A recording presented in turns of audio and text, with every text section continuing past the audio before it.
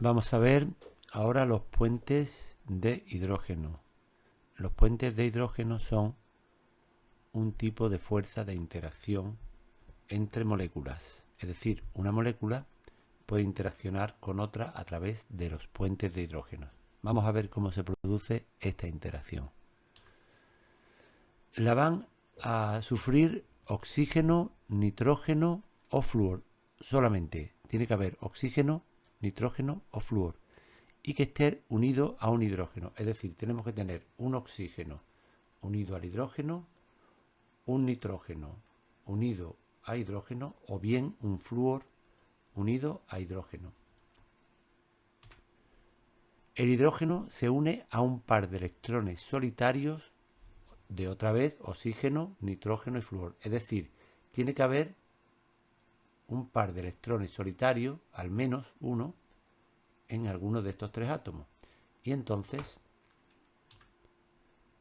puede ocurrir que el hidrógeno que está unido a flúor, este hidrógeno está unido a flúor, interacciona con los dos electrones solitarios de otro flúor y se establece una fuerza de interacción entre dos moléculas, entre una molécula de ácido fluorhídrico y otra molécula de ácido fluorhídrico. Eso hace que las moléculas se unan y, por ejemplo, si es un gas, pues se licúe, pase a fase líquida. No es un enlace covalente tradicional de Lewis, porque si miramos un enlace de Lewis, tendremos, por ejemplo, un oxígeno pone un electrón, otro oxígeno pone otro electrón, y estos dos electrones forman un enlace covalente. Aquí no ocurre eso. Aquí un oxígeno pone los dos electrones y el hidrógeno está unido a otro átomo que puede ser flúor, nitrógeno u oxígeno también. Podríamos poner un nitrógeno, por ejemplo, podría ser. Y ahora, como el nitrógeno es muy electronegativo, atrae los electrones de este enlace, que esto sí es un enlace de Lewis normal y corriente, los atrae, dejando parcialmente positivo a este hidrógeno, y eso hace que interaccione con los dos electrones. No es un enlace convencional porque el hidrógeno aquí tiene su enlace que lo está formando con el nitrógeno. Esto es un enlace covalente al uso. Pero esto de aquí, esta interacción de aquí, este es el puente, que no es exactamente igual, de hidrógeno. ¿Eh? La energía de enlace es intermedia entre las fuerzas de Van der Waals, que son débiles, y los enlaces covalentes puros, que son fuertes. Es decir, una fuerza de interacción de un enlace covalente puro, covalente, pues dos átomos que comparten sus dos electrones, sería una fuerza muy fuerte. Y una fuerza tipo dipolo-dipolo, es decir, si una molécula es dipolo y interacciona con otra molécula igual que ella por la parte no positivo con negativo, esta fuerza es débil. El puente de hidrógeno, digamos que es intermedio, es decir, vamos a poner un puente de hidrógeno aquí, el mismo de antes. Este sería de una intensidad media y un enlace covalente como el que hemos puesto, oxígeno-oxígeno, que puede ser sencillo o puede ser doble, porque ya sabemos que el oxígeno puede formar enlace doble. Este sería un enlace bastante fuerte. Es decir, que el puente de hidrógeno se sitúa a caballo entre los enlaces, mejor dicho, entre las interacciones intermoleculares que son más débiles y los enlaces propiamente dicho que son bastante más fuertes. Es una interacción que también es cuántica, ¿de acuerdo? Solamente puede estudiarse desde el punto de vista de la mecánica cuántica, porque el hidrógeno soportaría dos enlaces. Y esto según la teoría de los electrones de Lewis, el par de electrones, pues no podría ser, ¿no? Al hidrógeno le pondríamos pues 4 electrones, ¿no? Estaría sobrecargado. Vamos a ver qué ocurre en el agua.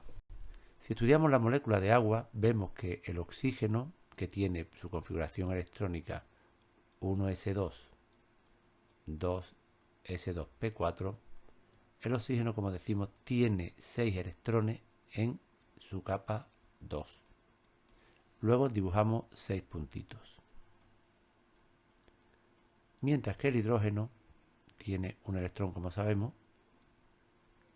y cuando el oxígeno y el hidrógeno comparten electrones, para llegar a la estructura de octeto nos queda un oxígeno con un par y otro par de electrones solitarios y dos enlaces con cada uno, ¿no? Dos enlaces con un hidrógeno, perdón, y dos enlaces con el otro. Es decir, podemos ver que la molécula de agua tendría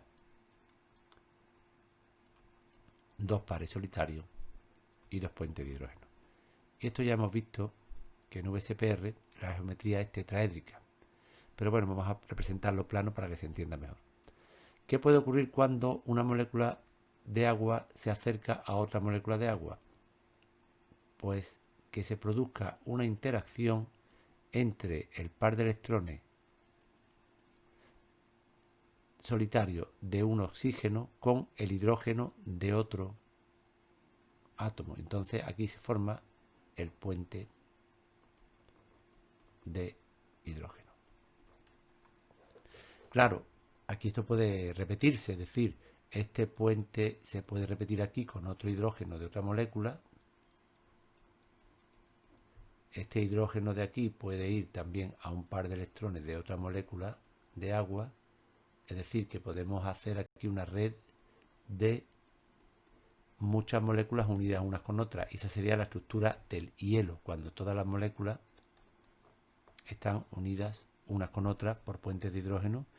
Realmente los puentes de hidrógeno en las moléculas de agua son las que hacen que el hielo solidifique, que el agua solidifique y se forme el hielo. Vamos a ver ahora un ejemplo con estas otras dos sustancias. Si en vez de agua yo tuviera el alcohol metílico o metanol, tendría que poner al oxígeno un CH3, un hidrógeno y los electrones solitarios. Pero si pongo el éter o el dimetiléter, éter metílico, podemos ver la diferencia entre uno y otro. El punto de fusión y de ebullición, o el punto de ebullición, en ambos casos es diferente. ¿Y por qué? ¿Por qué es diferente? Pues porque aquí tenemos un par de electrones y un hidrógeno unido a oxígeno. Se dan las condiciones para que sí existan puentes de hidrógeno. Sí hay puentes de hidrógeno. Mientras que aquí tenemos el par de electrones y tenemos hidrógeno, pero este hidrógeno no está unido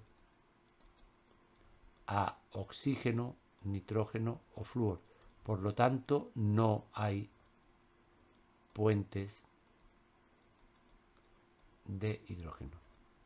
¿Qué ocurre entonces con los puntos de fusión y ebullición? Pues si la molécula esta del éter metílico no puede unirse con fuerza entre sí, es decir, una molécula no se unen con otras, pues estos tendrán bajos porque con poca temperatura conseguimos separar las moléculas, mientras que las moléculas del alcohol metílico están más fuertemente unidas por los puentes. Por tanto, aquí tendremos puntos de ebullición altos. Y así es como explicamos las propiedades de estas sustancias que son covalentes moleculares. Bueno, pues eso es todo. Hasta la próxima clase.